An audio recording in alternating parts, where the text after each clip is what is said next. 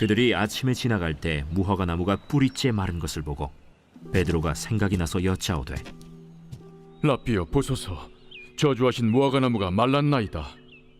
하나님을 믿으라. 내가 진실로 너에게 이르노니 누구든지 이 산더러 들려 바다에 던져지라 하며 그 말하는 것이 이루어질 줄 믿고 마음에 의심하지 아니하면 그대로 되리라. 그러므로 내가 너희에게 말하노니 무엇이든지 기도하고 구하는 것은 받은 줄로 믿으라. 그리하면 너희에게 그대로 되리라. 서서 기도할 때 아무에게나 혐의가 있거든 용서하라. 그리하여야 하늘에 계신 너희 아버지께서도 너희 허물을 사하여 주시리라. 믿음의 기도라는 제목으로 하나님 말씀을 나눌 텐데, 신앙생활을 하면서 믿음, 기도라는 말은 참으로 중요하고 우리 생활에 가장 가까이 있는 단어예요. 믿음, 기도. 그런데 우리가 신앙생활을 해오다 보니까 이 믿음과 기도에 대한 우리의 생각이 타성에 젖은 모습, 습관에 젖은 모습. 우리의 믿음은 지금 어떤 상태에 놓여 있습니까? 우리는 기도와 생활을 하고 있어요. 우리의 기도는 어떤 기도를 하고 있습니까? 정말 바른 믿음과 바른 기도를 하고 있는가? 우리가 점검해 보지 않으면 어느 순간 우리의 신앙생활이 그냥 타성에 젖었듯 습관에 젖은 그러한 모습으로 우리가 우리의 믿음을, 우리의 기도가 그렇게 그냥 1년, 2년 우리의 믿음이 더욱 성숙해져야 되고 우리의 기도가 정말 하나님께서 받으시는, 들으시는 기도의 향기가 되어야 되는데 정말 우리의 기도가 그러한 기도가 되고 있는가? 신앙의 연수가 오래되면서 우리의 신앙이 머물러 있고 뒤로 후퇴하는 타성에 젖은 모습 속에서 몸이 건조한 신앙생활, 그냥 주일이니까 교회에 가야지 습관에 젖은 모습 속에 놓여있는 무늬만 그리스도인, 메마른 그리스도인이 되어가고 있지는 않는가? 우리가 돌아보셔야 된다는 것입니다. 우리의 신앙생활을 그렇게 점검해 보지 않으면 감격이 없어요. 감사가 없고 기쁨이 없는 거예요.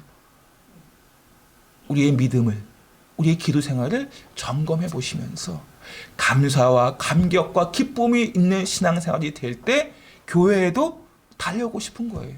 주일에 사모함이 되는 거예요. 기대감이 있는 것입니다. 사람들이 만나서 함께 교제하는 즐거움, 물론 지금은 코로나 시기 때문에 그런 즐거움이 참 신앙생활의 중요한 부분이긴 한데, 그러나 더 중요한 것은 우리가 하나님을 어떠한 마음을 가지고 우리가 기도하고 믿음, 신앙생활을 하고 있느냐 하는 것입니다. 오늘 본문은 이 무화과 나무의 저주에 대한 기록이에요.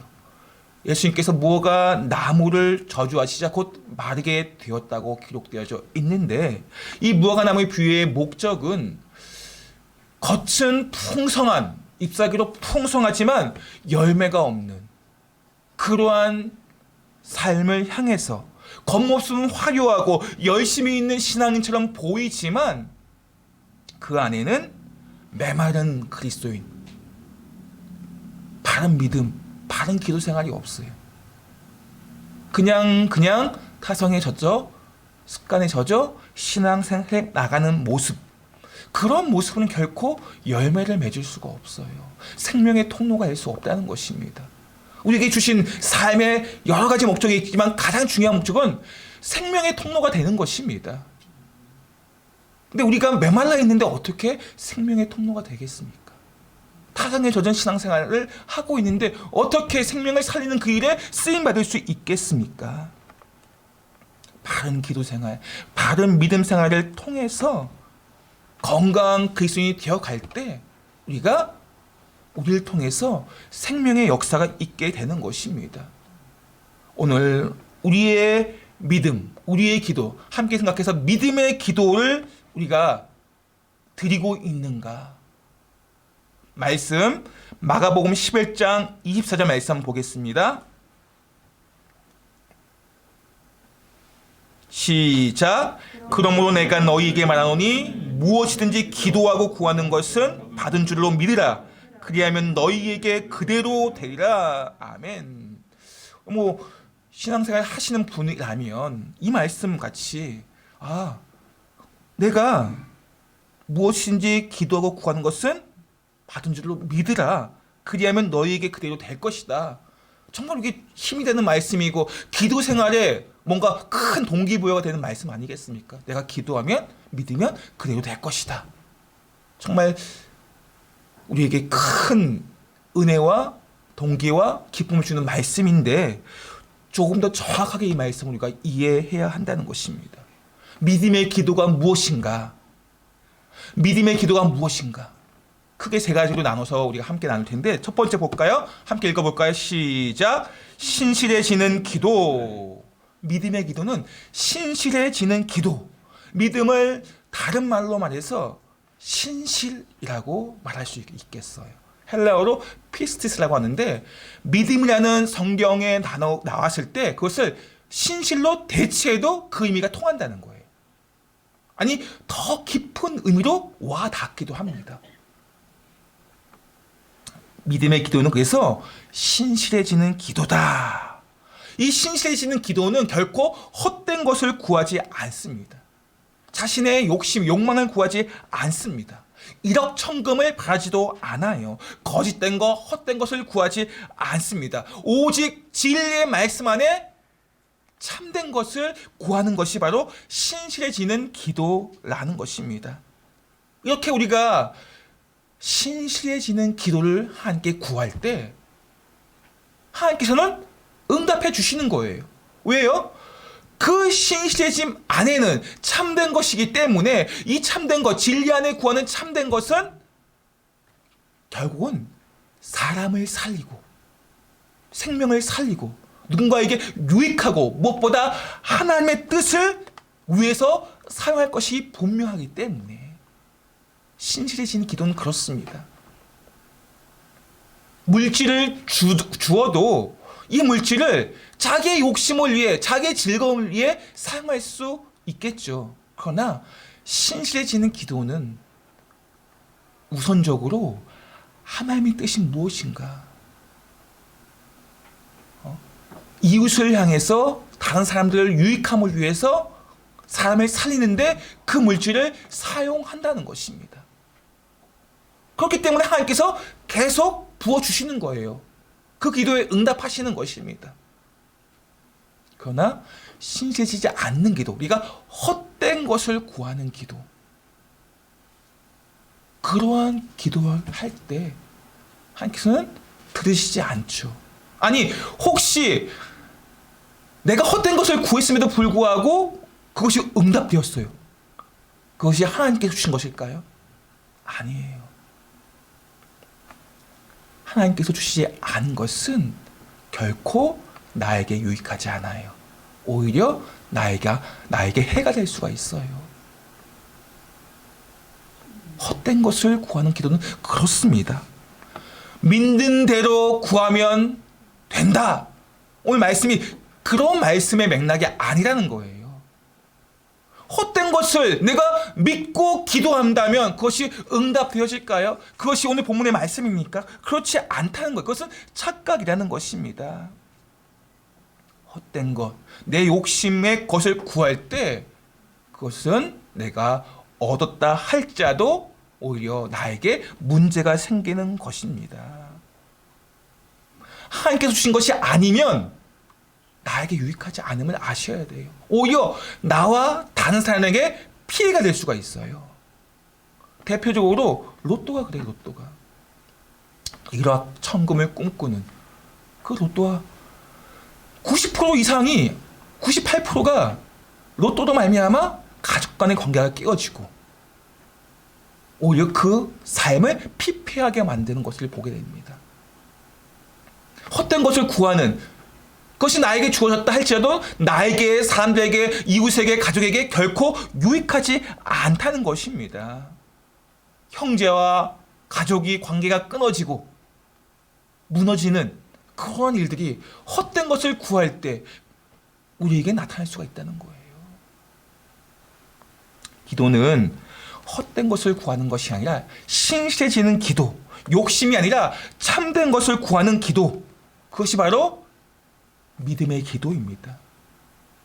참된 것을 구하는 것은 그리스도인다운 기도예요.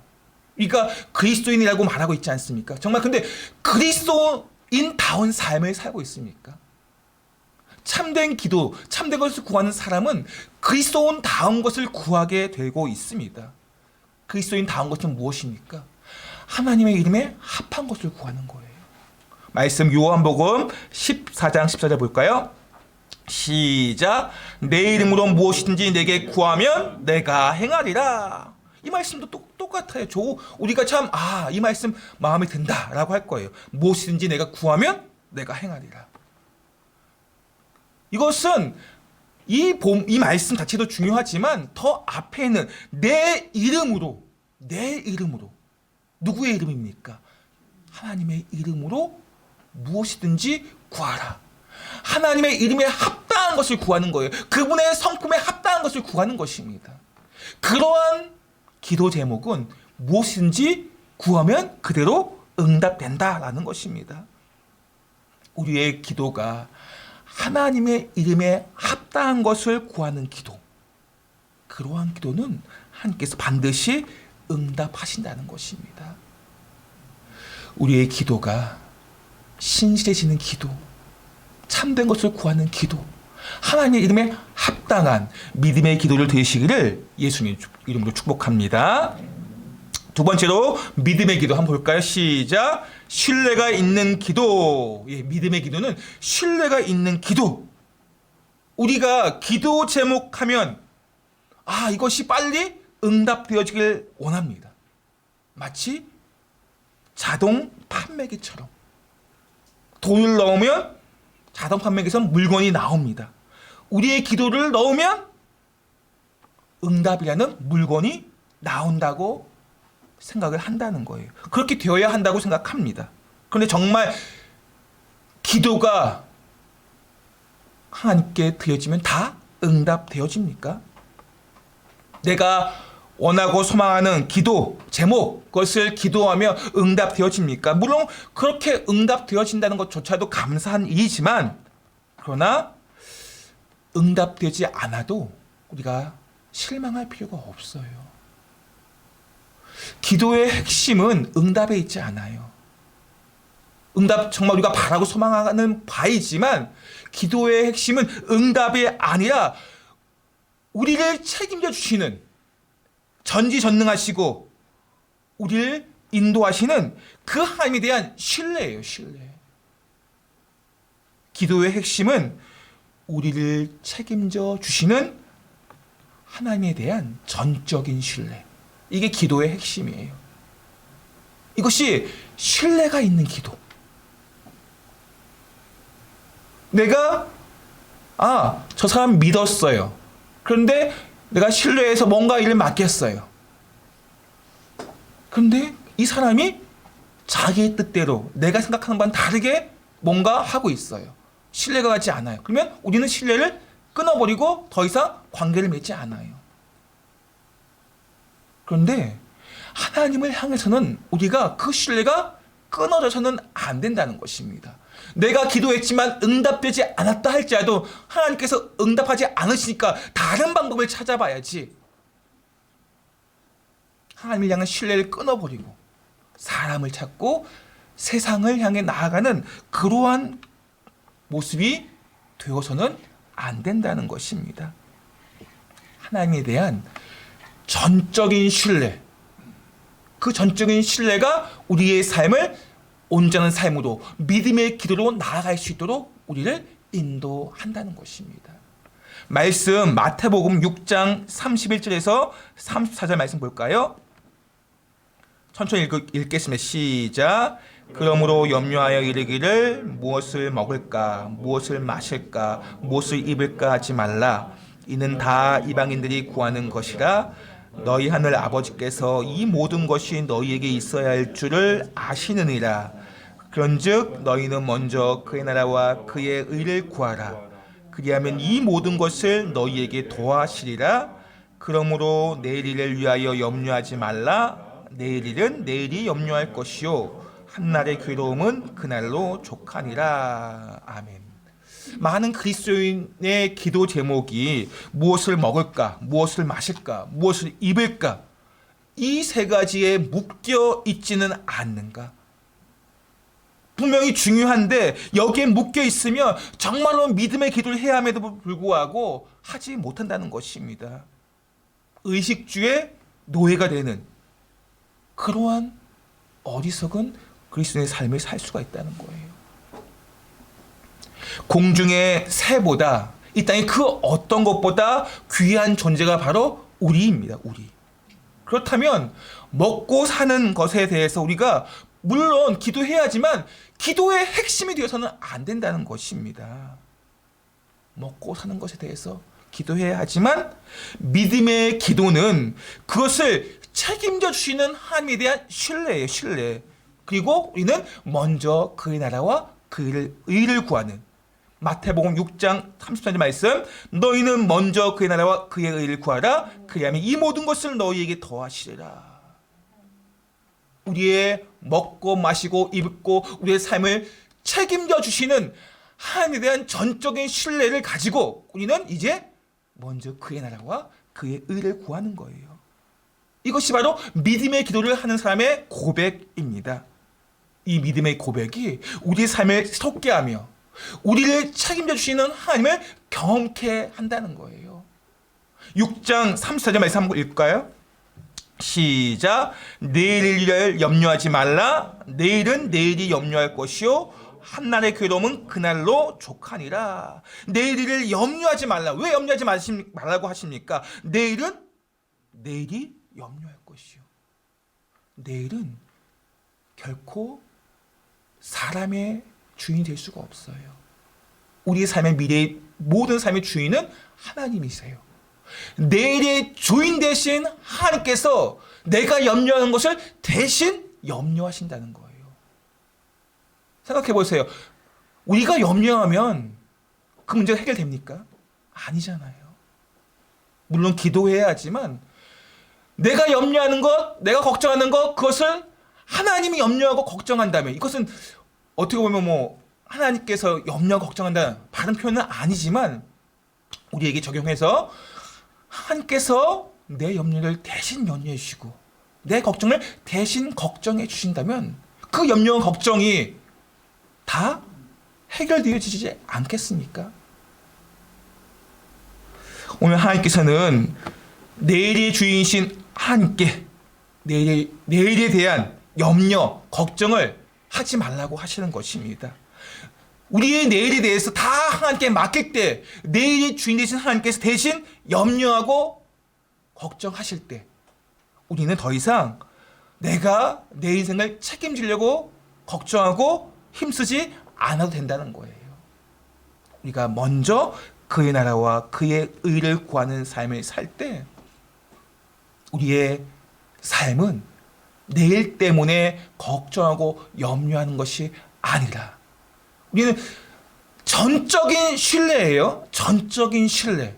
이 신뢰하다는 뜻이 히브리어로 이제 의미가 기대다라는 의미가 함께 담겨 있어요. 기대다. 기대다. 내가 기대다. 누구를 기대요?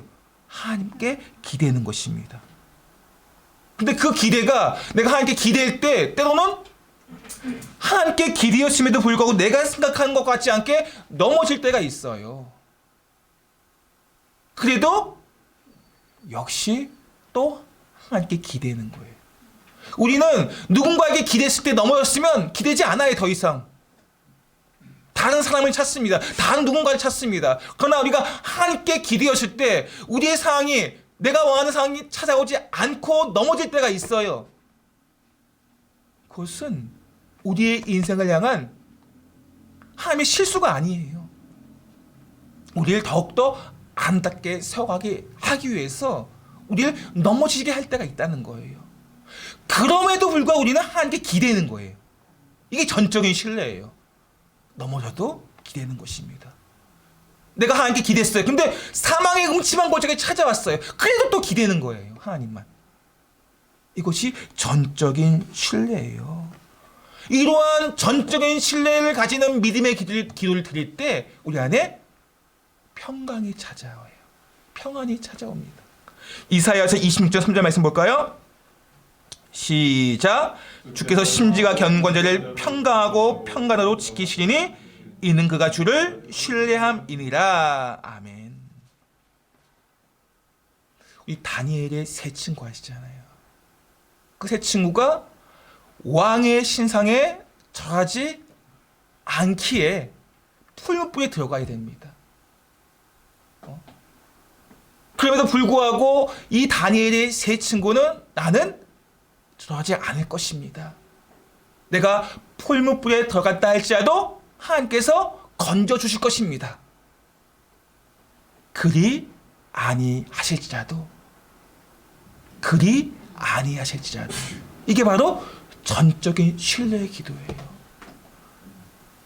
내가 어려움을 당했을 때 내가 믿음을 지키고 어려움을 당했어요. 그러면 내가 하나님께서 나를 건져주시겠지. 내 어려운 문제를 해결해 주시겠지.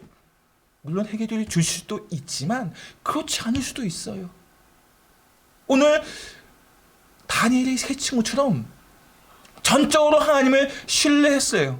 하나님께서 풀무불에 들어갔다 할지라도 건져내심을 기대했어요. 그러나 그렇지 아니할지라도 그리 아니하실지라도 이것이 전적인 신뢰를 가진 자의 모습입니다. 이게 믿음의 기도예요. 이러한 믿음의 기도를 드리는 다니엘의 세 친구 안에 뭐가 있어요? 평강이 있다는 거예요. 평안이 있습니다. 주께서 심지가 견고한 자를 평강의 평강으로 지킨다고 하셨습니다. 심지가 견고한 자, 하나님께 소망을 두며 끝까지 신뢰를 가진 사람.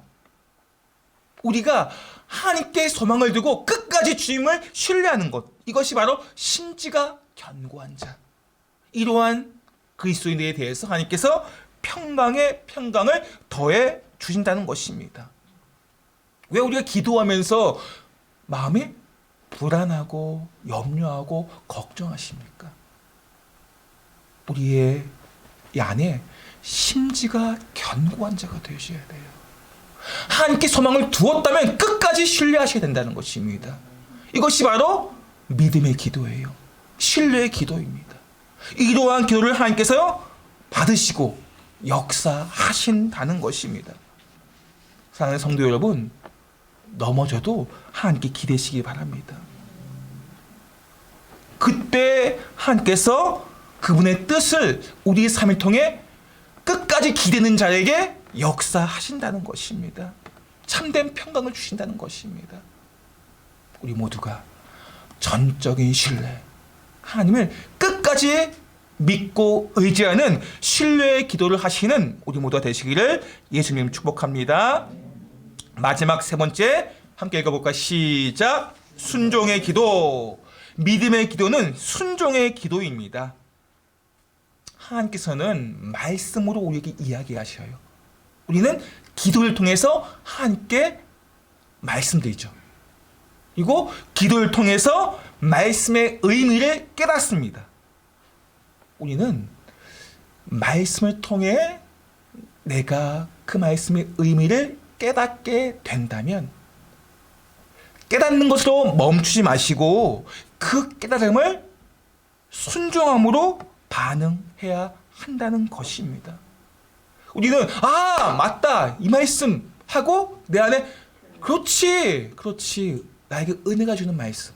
그런데 이 교회 문 밖을 나가서기만 하면 이 은혜의 말씀, 깨달은 말씀이 잊어버린다는 거예요. 우리가 믿음의 사람으로 믿음의 기도를 드리기 원한다면 깨달은 말씀을 가지고 순종하는 삶을 통해 나아갈 때 우리의 삶이 믿음의 사람으로 믿음의 기도를 드릴 수 있는 것입니다. 기도를 할 때는 하나님께서 어떻게 응답하시든지 나는 순종하겠습니다. 이러한 기도가 되셔야 돼요. 우리 기도하지 않습니까? 주님, 내가 이렇게 기도합니다. 그런데 하나님, 이 기도가 응답되지, 내가 원하는 방향으로 응답되지 않는다 할지라도 나는 순종하겠습니다. 이것이 바로 믿음의 기도라는 것입니다. 우리는 상황에 따라 순종하는 그러한 모습으로 우리 신앙생활을 하지 않도록 우리가 말씀으로 우리를 깨우셔야 돼요. 우리가 상황에 따라 이 상황에서는 내가 순종하고 이 상황에서는 내가 순종하지 않는 그러한 모습이 아니라 어떤 상황이든지 우리가 주어진 상황에 순종하는 기도를 함께 드릴 때 이것이 바로 믿음의 기도라는 것입니다. 믿음의 기도는 그래서 순종의 기도이고 그 순종은 말씀에 순종하는 것입니다. 바울 그는 육신이 많이 약했어요. 자기의 병에 많이 삶이 묶여 있었습니다. 그래서 하나님께 간절히 3번을 기도했어요. 그냥 우리가 하는 그런 기도가 아니라 정말 생명을 건 기도를 3번이나 했다는 거예요. 얼마나 정말 하나님께 뜨거운 눈물을 가지고 열심히 마음을 가지고 하나님 이 문제를 해결해 주십시오라고 기도하지 않았겠습니까, 바울이? 그런데 바울의 육신의 연약함이 치유되었습니까? 그 기도가 응답되었었습니까? 그렇지 않아요. 여전히 바울은 몸이 약한 상태로 신앙생활을 해나가야 했습니다. 하나님께서는 바울에게 내 은혜가 족하다. 응답하지 않았지만 사도 바울은 그럼에도 불구하고 하나님께 순종함으로 이 모든 상황들을 받아들였다는 거예요. 내 육신이 연약한 채 이 땅에서 사역하는 것이 오히려 하나님께 또 한 나라를 향해서 더 유익하다고 여겼기 때문에 무엇보다 바울에게도 그 연약함이 더 유익하게 되었다는 거예요. 어쩌면 바울이 연약하지 않았다면 사도 바울이 되었을까 하는 생각이 듭니다. 오히려 그 육신의 연약함 때문에 그 마음이 더 하나님을 붙잡고 의지하지 않았을까요? 신앙의 위대한 인물들 보면 그런 육신의 약함들이 많이 있었어요. 그들 다 어쩌면 하나님께 간절히 하나님 내가 이 육신의 약함을 털어내면 더 동해번쩍 서해번쩍하면서 열심히 신앙생활 하겠고 전도하겠습니다. 그렇게 기도하지 않았을까요? 그러나 하나님께서는 들어주지 않았어요. 왜요? 오히려 육신의 약함이 그 삶에 더욱더 함께 헌신되어질 수 있기 때문에 우리는 내가 건강하면 열심히 뭔가를 다 할 것 같잖아요. 내게 주어진 그런 기도 제목이 해결되어지면 뭔가 더 열심히 하나님께 나아갈 것 같지만 그렇지 않다는 거예요. 오히려 그 문제가 그 아픔이 나를 더욱더 성숙시키며 우리의 마음을 더욱더 하나님께 향하도록 만들어 간다는 것입니다. 그렇기 때문에 문제가 해결돼도 좋고 해결되지 않아도 나에게 유익한 거예요. 우리는 어떤 상황이 우리에게 찾아온다 할지라도 그 상황에 대해 하나님께서 어떻게 역사하든 간에 순종함으로 나아가는 믿음의 기도를 드리시는 우리 모두가 되시기를 예수님 이름으로 축복합니다.